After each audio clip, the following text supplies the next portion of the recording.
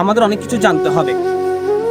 তার মধ্যে ইবনে আবিদ তিনি বলেন, আবু হামেদ আল্লাফা বলেন, যে ব্যক্তি মৃত্যুকে অধিক পরিমাণে স্মরণ করবে, ইম্পর্টেন্ট একটি হাদিসে পাঠ, গুরুত্বপূর্ণ আমাদের দৈনন্দিন জীবনে, যে ব্যক্তি মৃত্যুকে অধিক পরিমাণ স্মরণ করবে তার তিনটি নিয়ামত সে পাবে, দুনিয়ার মধ্যে তিনটি নিয়ামত পাবে।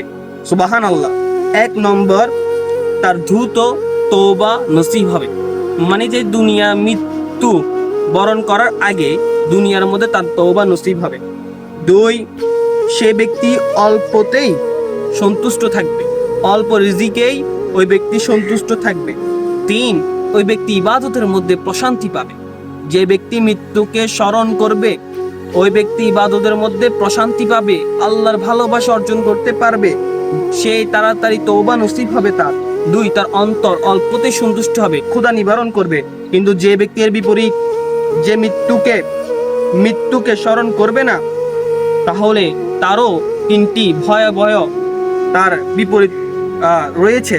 1, যে মৃত্যুকে স্মরণ করবে না তার তওবা করতে বিলম্ব হবে, সে অল্পতে সন্তুষ্ট থাকতে পারবে না, অনেক লাগবে। 3 নম্বর, সবচেয়ে বড় কষ্টদায়ক বিষয় হচ্ছে সে ইবাদতের মধ্যে যেই প্রশান্তি সেটি পাবে না। রব্বুল আলামিন আমাদেরকে মৃত্যুকে স্মরণ করে 3টি নিয়ামত হাসিল করার তৌফিক দান করুক, এবং 3টির কারণে আমরা দুনিয়া পাবো ঠিক, কিন্তু আল্লাহকে পাবো না। ওই 3টি গজব থেকে, আযাব থেকে আল্লাহ আমাদেরকে হেফাজত করুক। আল্লাহ রব্বুল আলামিন আমাদেরকে জানাকে আরো বৃদ্ধি করুক, আমাদের জ্ঞান ইলমের মধ্যে বৃদ্ধি করুক।